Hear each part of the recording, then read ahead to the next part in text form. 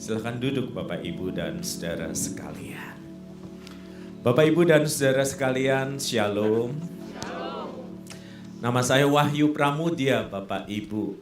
Itu nama yang diberikan orang tua kepada saya, tentu saja tanpa izin ya. Nama Wahyu ini sering membawa saya dalam problem, kesempatan atau pencobaan. Silahkan Bapak Ibu analisis tersendiri. Dulu sebelum zaman media sosial Bapak Ibu, kalau camp-camp nasional di Jakarta, di Puncak, di banyak tempat, saya lihat pembagian kamar saya itu selalu Silvi, Wati, Bella, Wahyu. Nah, saya selalu dikamarkan dengan perempuan-perempuan dan tiap kali saya mengetok pintu kamar tanpa suara, terdengar suara perempuan, masuk saja kalau namamu tertulis. Oh, dengan berani saya masuk. Baru masuk mereka kemudian melihat kepada saya lalu berkata, ini kamar perempuan, bukan kamar laki-laki, kami keberatan. Lalu dengan tenang saya bilang, saya nggak keberatan kok. Apa yang tertulis biarlah tertulis gitu. Dan 2-3 kali mereka nyerah, mereka panggil security, panitia bagian keamanan. Terus tanya, benar namanya Wahyu? Nih loh KTP saya tuh. Salah sendiri ngira Wahyu itu perempuan, padahal ini laki-laki tulen, nggak pakai belak-belok. Bapak Ibu, karena itu saya sering dipanggil di Surabaya dengan sebutan WP. Saya tinggal di Surabaya, saya pendeta jemaat sebuah gereja di Surabaya. Tahun ini adalah tahun ke-20 saya melayani sebagai pendeta di sebuah gereja kecil pinggir sungai. Kalau orang Inggris sih bilangnya keren, riverside gitu ya. Kalau orang Jawa bilangnya pinggir kali loh Pak. Nah itu ada sebuah gereja kecil di situ, saya melayani di situ. Senang boleh hadir di sini, saya senang dengan semua perlengkapan ini gitu ya. Lebih lengkap dari gereja kami. Jadi nanti kalau Bapak Ibu pulang tak ringkesi ini. Bapak Ibu dan saudara sekalian, izinkan saya membaca terlebih dahulu dari 2 Korintus pasal yang keempat. Boleh kita tayangkan mulai ayat 16 saja. 2 Korintus pasal 4 ayat 16 hingga pasal 5 ayat yang pertama. 2 Korintus 4 ayat yang ke-16. Sebab itu kami tidak tawar hati. Meskipun manusia lahiriah kami semakin merosot, namun manusia batiniah kami dibaharui dari sehari ke sehari. Sebab penderitaan ringan yang sekarang ini mengerjakan bagi kami kemuliaan kekal yang melebihi segala-galanya. Jauh lebih besar daripada penderitaan kami. Sebab kami tidak memperhatikan yang kelihatan melainkan yang tak kelihatan. Karena yang kelihatan adalah sementara, sedangkan yang tak kelihatan adalah kekal. Karena kami tahu bahwa jika kemah tempat kediaman kita di bumi ini dibongkar, Allah telah menyediakan suatu tempat kediaman di surga bagi kita. Suatu tempat kediaman yang kekal yang tidak dibuat oleh tangan manusia. Bapak Ibu dan saudara sekalian, suatu kali saya antri untuk check-in di hotel untuk pelayanan hari Minggu di Sabtu malam 11.30. Bukan salah saya milih penerbangan yang suka terlambat, tetapi karena memang itu satu-satunya pilihan yang ada waktu itu. Nyesel juga sih milih penerbangan yang terkenal suka telat itu. Saya telat 4 jam, dikasih bis kuat. Supaya saya sekuat macan. Dan orang-orang benar-benar kuat, mereka maki-maki itu pegawainya, tetapi pegawai airline itu nggak peduli. Dan kemudian akibatnya setengah 12, dari harusnya jam 6 sore, saya baru check-in hotel. Udah capek, letih lesu, dan berbeban berat. Besok pelayanan jam 7 pagi. Nah karena setengah 12 malam tuh hanya ada satu petugas yang melayani.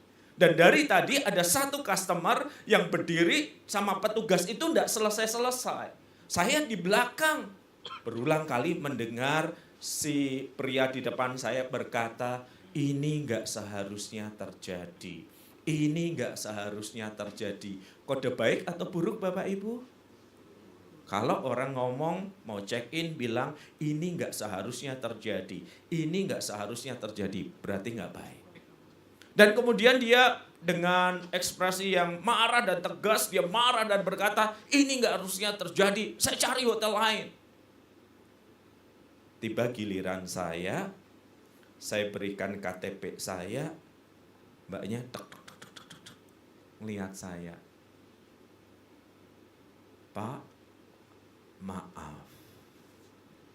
Kode baik atau buruk? Buruk, dia udah minta maaf, belum juga lebaran. Berarti kode buruk kan. Kamar yang Bapak dipesankan untuk Bapak sudah kami berikan ke orang lain. Karena kami pikir Bapak tidak datang. Sampai di kalimat itu saya pengen ngomong, ini nggak seharusnya terjadi. Tapi saya diam, saya tahan. Terus Mbak, tadi saya sudah WA-an sama manajer saya, katanya kamar Bapak kan seharusnya di kelas ini ya. Nah kita naikin 2 kelas Pak. Kamar nomor 2 terbaik di hotel ini. Pas enggak kalau waktu itu saya bilang, ini enggak seharusnya terjadi. Enggak dong. Bilangnya apa seperti Bapak? Haleluya, puji Tuhan. Tapi saya tahan kalimat itu.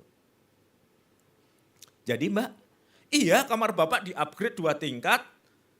Kamar kedua terbaik di hotel ini. Apakah Bapak bersedia menerimanya? Jawabannya adalah, saya tidak semudah itu Ferguson. Jadi saya bilang, enggak Mbak, saya tidak bersedia. Oh mungkin saat itu harusnya si Mbak bilang, ini enggak seharusnya terjadi. Enggak Mbak, saya tidak bersedia. Dia shock. Lalu dia bilang gini, lalu gimana ini? Saya enggak bersedia kalau cuman 1 malam. Saya nginepnya kan 3 malam. Oke. Si Mbak diem, WA-an sebentar, mungkin sambil batin dalam hati, ini tidak seharusnya terjadi. Akhirnya dia bilang, oke Pak, 3 malam di kamar nomor 2 terbaik. Bapak, Ibu, dan saudara sekalian, kalau kita nerima yang kayak gitu di hidup kita, respons kita apa? Wah, harusnya terimanya segini, terimanya banyak. Kita bilang, haleluya, puji Tuhan. Wah, harusnya pindah di kota yang besar, ini pindah ke kota yang jauh lebih besar. Wah, saya naik pangkat, haleluya, puji Tuhan. Lalu seringkali kita ngomong kalimat ini. Ini upah orang saleh. Kayak di Surabaya nyari parkir di mall hari Minggu susah banget, tahu-tahu ada yang kosong. Tuh driver di sebelah saya berkata, ini upah orang saleh. Iya Pak. Enggak Pak, saya orang Surabaya bukan orang saleh. Seringkali kita kemudian menilai kehidupan kayak begitu saudara-saudara. Kita punya harapan segini, kalau ini di atas harapan kita merasa berhak. Upah orang saleh. Tetapi kalau kemudian di luar harapan kita marah, kita kecewa, kita barangkali kepada Tuhan pun berkata, kenapa engkau mengizinkan ini terjadi? Ini enggak seharusnya terjadi. Kalau saya berdoa dan Tuhan tidak mengubahnya, tahu sendiri ya Tuhan. Jadi lebih galak kepada Tuhan. Besok di gereja persembahan dipotong, didiskon 50%. Kehadiran juga makin lama kalau situasi enggak berubah, makin lama makin malas berdoa, makin malas beribadah. Sampai kapan? Sampai nanti Tuhan memberikan apa yang seharusnya saya dapat Pak WP. Kalau enggak dapat, udah enggak usah gereja-gerejaan. Padahal saudara-saudara, Rasul Paulus itu adalah seorang rasul yang besar. Dia menulis 2/3 dari perjanjian baru kita, secara intelektual dia oke. Dia juga mengadakan banyak mujizat, dia pernah diangkat Tuhan di langit ke tingkat berapa, bertemu Tuhan dengan Tuhan secara pribadi. Ini orang saleh, dipakai Tuhan luar biasa, ada di dalam pelayanan. Kurangnya apa? Salahnya di mana? Tetapi di dalam 2 Korintus pasal yang keempat, dia memaparkan apa yang terjadi di dalam kehidupannya. Kami ditindas, kami habis akal, kami dianiaya, kami dihempaskan. Segala hal yang tidak menyenangkan terjadi dalam hidupnya seorang rasul. Berhak kan dia seharusnya ngomong sama Tuhan, ini enggak seharusnya terjadi Tuhan. Kurang apa aku? Aku melayanimu, aku dianiaya demi Injil, aku dianiaya demi pelayanan. Kok malah ditambah begitu banyak kesulitan? Di dalam 2 Timotius suratnya yang terakhir dia mengatakan pada waktu pembelaanku yang pertama, jemaat Tuhan meninggalkan aku. Tapi Anda akan heran, Anda tidak akan menjumpai kalimat ini enggak seharusnya terjadi. Anda tidak akan menjumpai dia menjadi kecewa dan marah kepada Tuhan, apalagi mengajukan diri sebagai transaksi kepada Tuhan. Kalau hidupku kau bikin beres Tuhan, aku akan lebih giat melayani. Tetapi kalau enggak beres, aku akan pergi dari pelayanan ini. Tidak ada kalimat seperti itu. Sama sekali tidak. Karena itu dia berkata di ayat yang ke-16, sebab itu kami tidak tawar hati. Tawar hati itu kehilangan semangat, kehilangan rasa. Mengapa tidak tawar hati? Karena selain kesulitan-kesulitan yang datang di dalam hidupnya, dia sadar manusia lahiriah ini merosot. Tetapi manusia batiniah dibaharui sehari dari sehari. Saudara, bagaimana kita bisa bertahan di dalam kesulitan dan kesesakan tanpa kemarahan sama Tuhan, tanpa bersifat transaksional sama Tuhan, tanpa kemudian lari kepada Tuhan. Yang pertama yang kita pelajari dari firman Tuhan ini, di tengah pergumulan dan kesusahan hidup, Tuhan memperbaharui manusia batiniah kita. Di rumah Bapak Ibu ada cermin enggak? Yang lebih sering bercermin Bapak atau Ibu? Ibu jangankan di rumah Pak, di dompet juga ada cermin Pak. Yang sering ke toilet benerin makeup Bapak atau Ibu? Kalau Bapak-bapak saya agak gimana. Biasanya ibu-ibu kan. Terus menerus kita ini memperbaiki penampilan fisik kita. Gak salah toh, ditato, dipageri, terus didempul apapun gitu ya. Dikasih benang, ditarik. Kita itu concern dengan penampilan jasmaniah kita. Enggak salah. Ini tubuh adalah bait Allah yang harus kita rawat.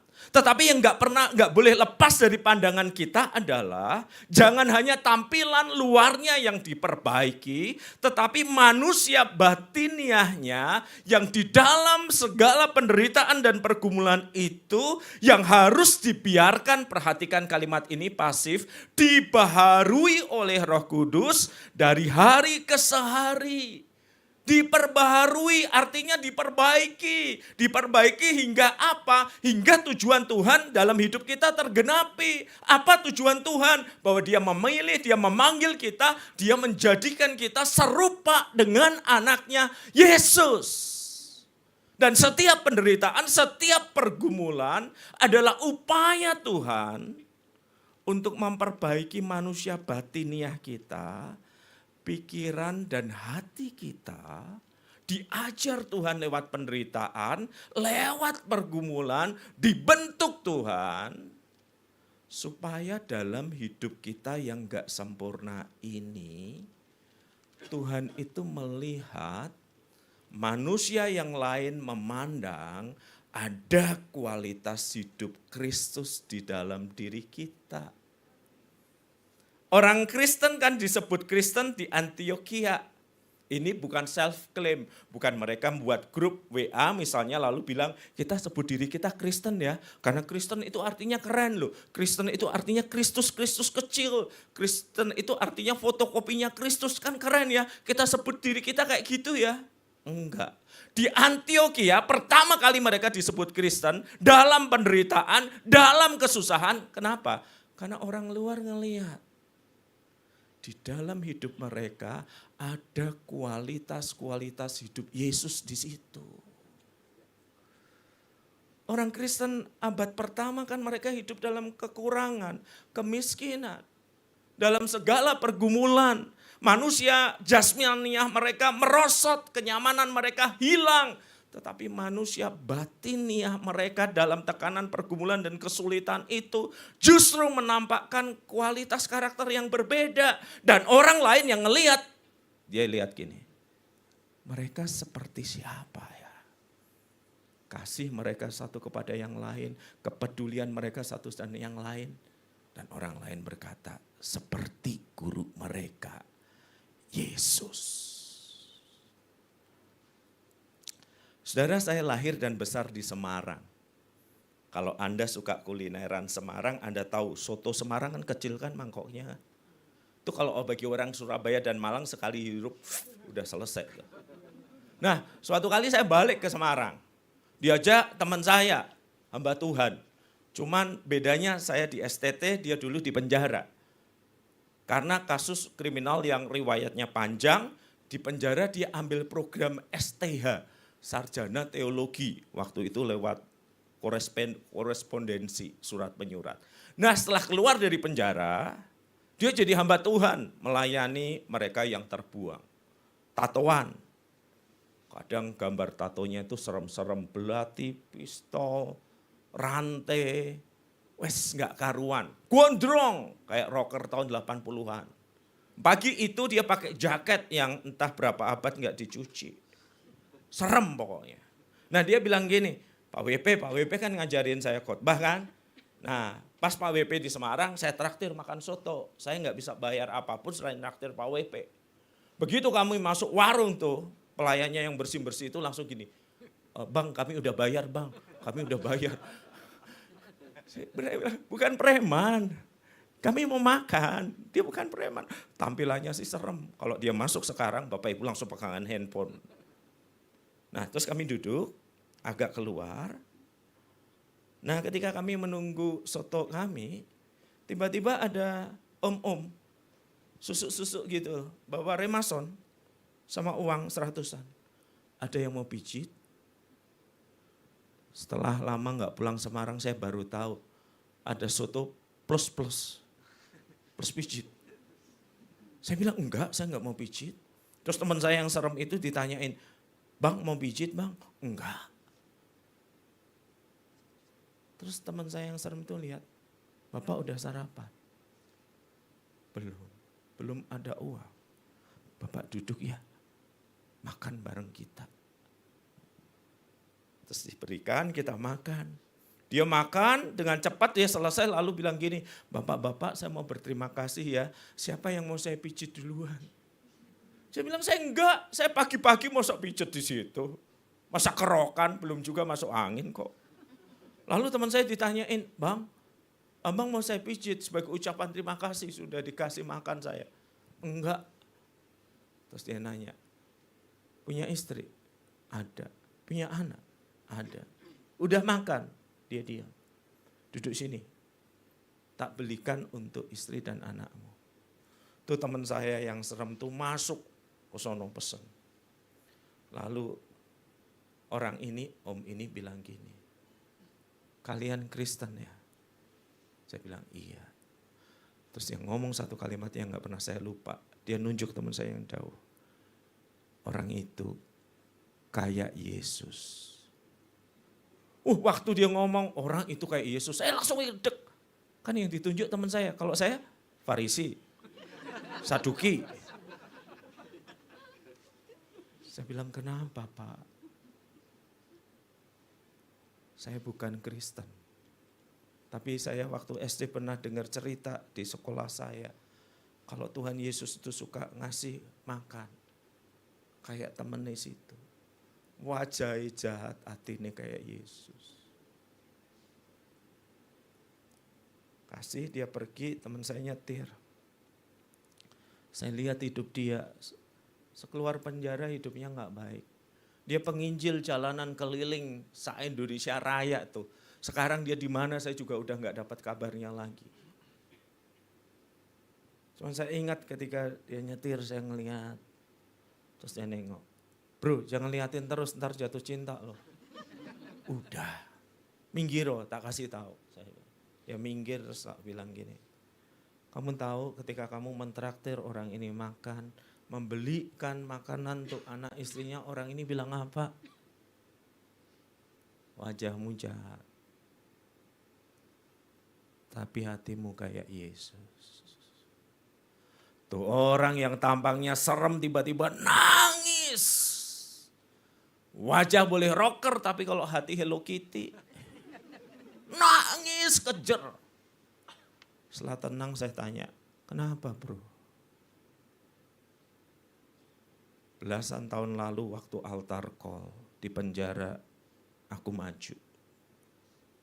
Dan aku bilang sama Tuhan, di dalam hidupku yang bobrok dan rusak, dalam segala kekurangan dan pergumulanku, Tuhan pakai hidupku agar Yesus nampak di hidupku. Setiap orang punya masalah, setiap orang punya pergumulan, setiap orang punya kesulitan. Dan doa kita selalu adalah Tuhan angkat masalah, beban, pergumulan ini. Bahkan seringkali ngancam, awas kalau gak diangkat. Saya yang angkat kaki dari gereja. Apa yang seharusnya kita lihat berdasarkan firman Tuhan. Rasul Paulus mengalami hal yang buruk, yang susah. Dan dia sadar ketika Tuhan belum mengangkat beban itu dari pundaknya. Tuhan itu memberikan dia pundak yang kuat untuk menanggungnya. Plus dia sadar. Lewat beban yang harus ditanggung ini, Tuhan sedang memperbaharui manusia batiniahnya. Agar makin lama makin serupa Kristus. Sempurna nggak akan. Kan di Indonesia kita tahu kesempurnaan cuman milik Tuhan dan Andra and the Backbone kan. Sempurna enggak, Anda dan saya nggak akan sempurna. Tetapi bertumbuh iya. Sampai orang ngelihat jejak kehadiran Kristus di dalam hidup kita. Boleh bertanya, boleh berdoa, memohon Tuhan mengangkat beban dan kesulitan. Tetapi jangan hanya itu doanya. Berdoalah dan mohon Tuhan mencelikkan hati dan pikiran kita. Apa sih yang sedang Tuhan baharui di dalam hidup kita? Apa sih yang sedang Tuhan bongkar dalam hidup kita? Apa sih yang sedang Tuhan dandani dari hidup kita? Sehingga di dalam segala beban dan pergumulan kita sadar Tuhan sedang memperbaharui hidup kita untuk menggenapi kehendak-Nya.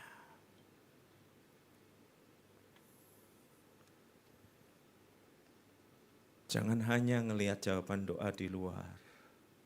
Habis doa Pak, aduh yang gak bayar utang bayar kepada saya. Habis doa Pak, mertuaku yang omongannya tajam berangkat ke surga. Habis doa Pak, rekan kerjaku yang bencekno itu, tahu-tahu diputasi jauh ke sana.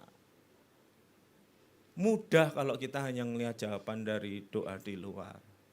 Tetapi tanyalah. Apa yang sedang Tuhan perbaiki dalam hidup saya? Mungkin kesombongan, mungkin keserakahan. Mungkin ada hal-hal yang tidak berkenan yang kemudian Tuhan sedang benerin jauh di dalam diri kita. Nikmati proses itu. Bagaimana Tuhan memperbaharui manusia batiniah kita. Makin lama makin serupa Kristus. Dan di dalam ketidaksempurnaan orang melihat Kristus hidup di dalam diri kita. Kamu beda ya. Semua orang punya problem kayak kamu gila. Kamu malah terus menyanyi, terus berbakti. Semua orang punya problem kayak kamu sudah lari ke hal-hal yang negatif. Kamu larinya malah kepada Tuhan. Semua orang punya problem kayak kamu pasti sudah maki-maki orang. Kamu malah memuji. Dan itu kesempatan yang baik untuk berbagi kabar baik. Bahwa Tuhan mengasihi kita dan ingin mengubah kehidupan kita makin serupa Kristus. Bagaimana kita bertahan, bagaimana kita tetap bersyukur, bagaimana kita tetap berjalan di tengah segala pergumulan kehidupan yang ada. Ingat, Tuhan bekerja mengubahkan manusia batiniah kita. Yang kedua, saudara-saudara, perhatikan ayat ini. Sebab ayat 17, sebab penderitaan ringan yang sekarang ini, sebenarnya kalau Rasul Paulus bilang ringan enggak sih wong sampai bertaruh nyawa? Enggak, berat. Tetapi ringan dibandingkan apa? Mengerjakan bagi kami kemuliaan kekal yang melebihi segala-segalanya, jauh lebih besar daripada penderitaan kami. Jadi penderitaan yang dialami ini dibandingkan dengan kemuliaan kekal, surgawi. Sama saudara-saudara kalau kita bilang ya, 30 menit lama atau pendek? Ya tergantung Pak, kalau sama pacar pendek, kalau sama dokter gigi panjang.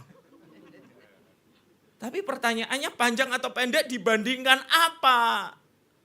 Nah lihat cara Paulus mengajar kita, ini penderitaan, ini susah, ini enggak menyenangkan, tetapi ini ringan dibandingkan kemuliaan yang kekal. Sebab kami tidak memperhatikan yang kelihatan, penderitaan yang di depan mata, melainkan yang tidak kelihatan. Karena yang kelihatan ini semua penderitaan, kesusahan dunia ini sementara, yang tidak kelihatan, kemuliaan surga itu kekal.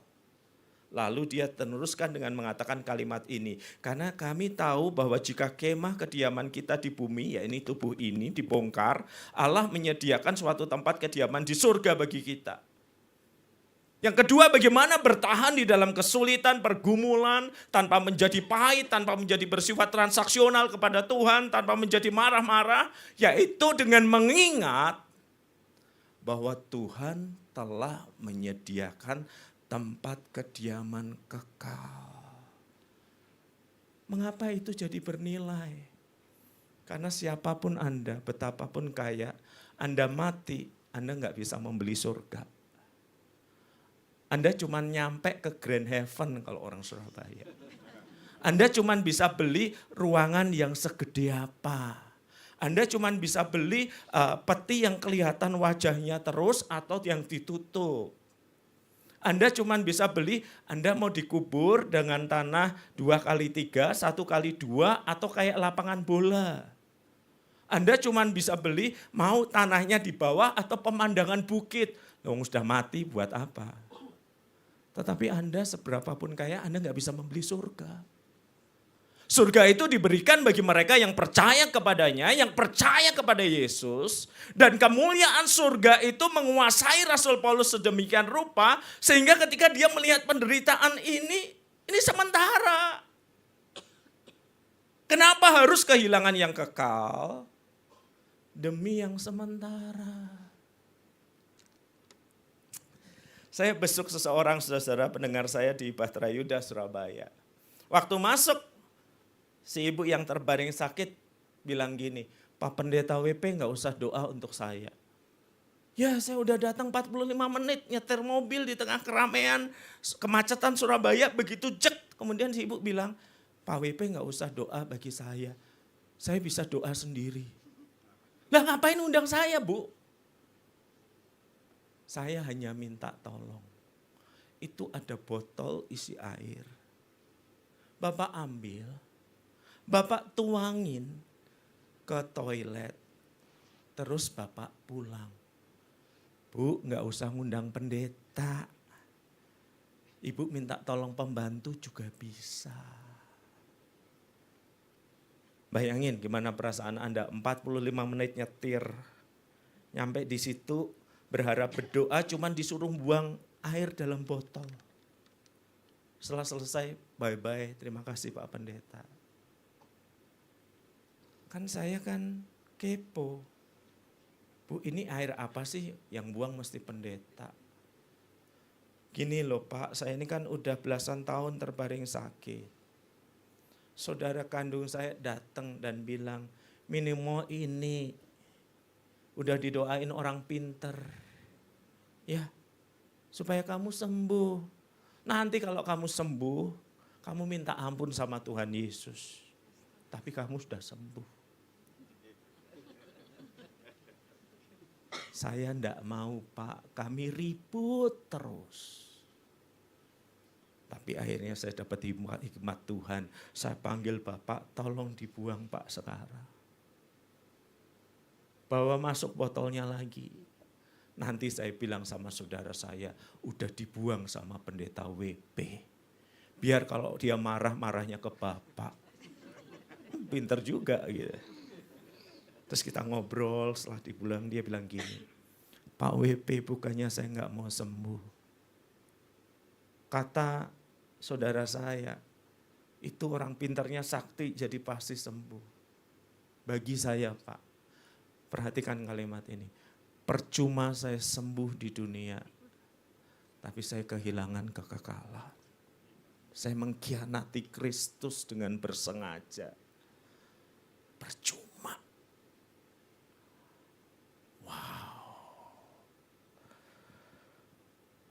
Saya sih seneng ketemu orang Kristen kayak gini. Bukan orang Kristen yang kalau ngerasa Tuhan gak menolong, dengan cepat pindah ke tempat yang lain. Soalnya saya juga pernah ketemu sebaliknya, saudara-saudara. Waktu saya masih mahasiswa teologi di Malang ini, saya pergi ke sebuah gunung di Malang, yang Anda pasti tahu tempatnya kan. Rombongan, karena kita pengen tahu orang ngapain sih di gunung itu. Katanya minta berkat. Minta berkat gimana? Kita nggak tahu. Sebagian teman saya luar Jawa kan. Oke, udah kita borongan ke situ. Terus kita lihat orang antri di satu apa sih? Susuk-susuk yang kemudian pakai bambu, terus potongan bambu kecil digini-giniin. Terus keluar, terus dibacain gitu ya. Saya nggak tahu apa namanya itu, nggak mendorong Bapak Ibu ke situ. Tetapi yang unik ini, kan antriannya panjang. Kita kan cuma mau sightseeing, lihat toh. Terus di antara artian itu ada bapak-bapak pakai kaos belakangnya, Yesus Juru Selamat Dunia. Loh, kaget. Lalu saya tahu, Om, dia nanya, Kristen ya? Dia tanya, kelihatan ya di wajah saya. Kaos Om, kaos. Terus ini, oh iya saya panitia KKR-nya pendeta ini. Ngapain kesini Om? Teman saya luar pulau lebih to the point. Om tahu minta pertolongan di sini. Tuhan marah sama Om. Dia minggir terus dia jelasin gini. Gini loh, usahaku itu lagi sepi. Udah minta pendeta doain. Satu pendeta datang lebih sepi lagi.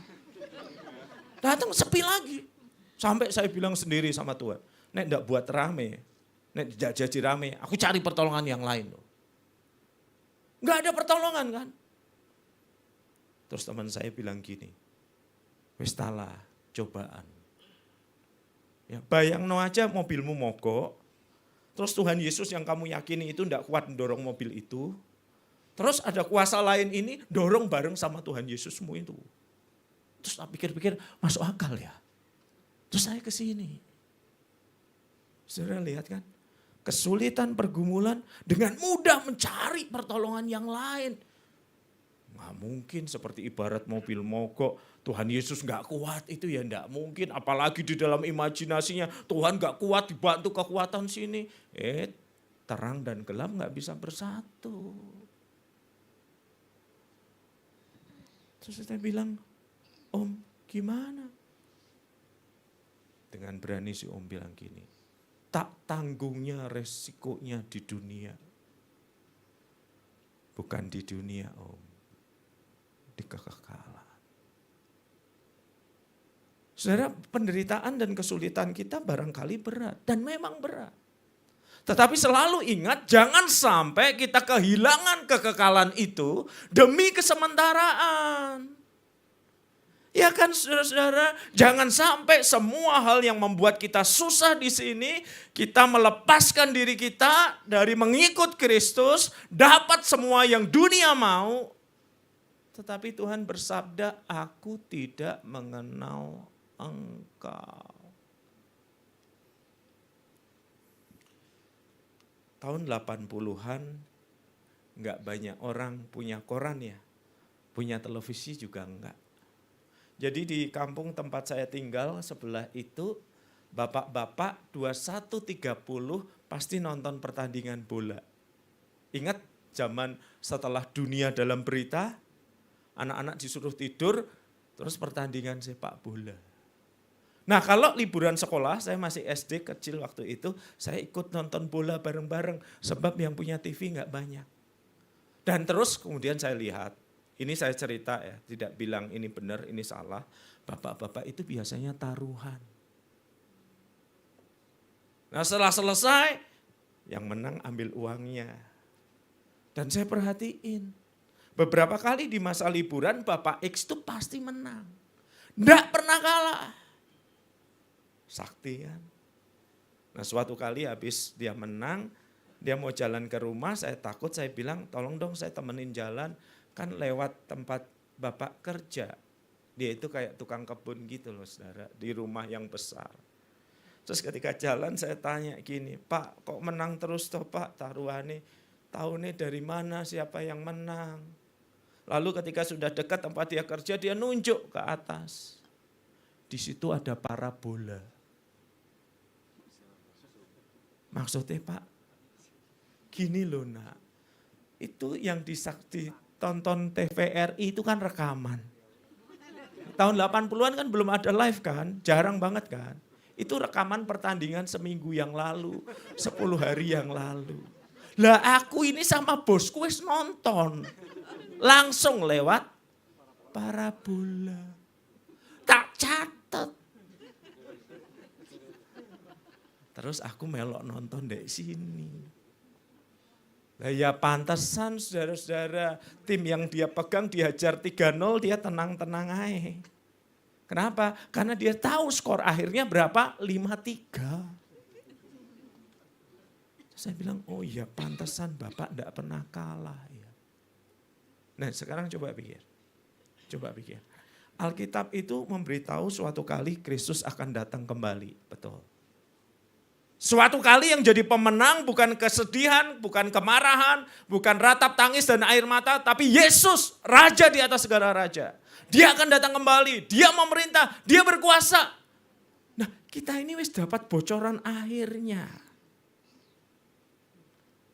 Lah cek gobloke rek. Kalau sampai di gara-gara penderitaan dan kesulitan yang sementara, mohon maaf kalimat itu kasar, cek gobloke. Kita meninggalkan Kristus, meraih sesuatu yang lain. Mohon maaf itu sama bodohnya kita sudah tahu skor akhir 5-3. Tim yang kita pegang menang, terus kita ketinggalan 3-0 kita deg-degan. Nah, sudah tahu hasilnya kok. Jelas dong berpihak sama siapa. Saudara, Alkitab mengatakan kekekalan itu diberikan kepada kita, surga itu diberikan sebagai anugerah kepada kita. Ya dan amin. Dia suatu kali akan datang dalam segala kemuliaan. Iya. Lah kalau gara-gara kesulitan, penderitaan, masalah, kita ninggalin yang benar, milih yang salah. Ya mohon maaf, ketika kita berpihak pada yang pasti kalah, sedangkan kita tahu siapa yang pasti menang, betapa bodohnya kita.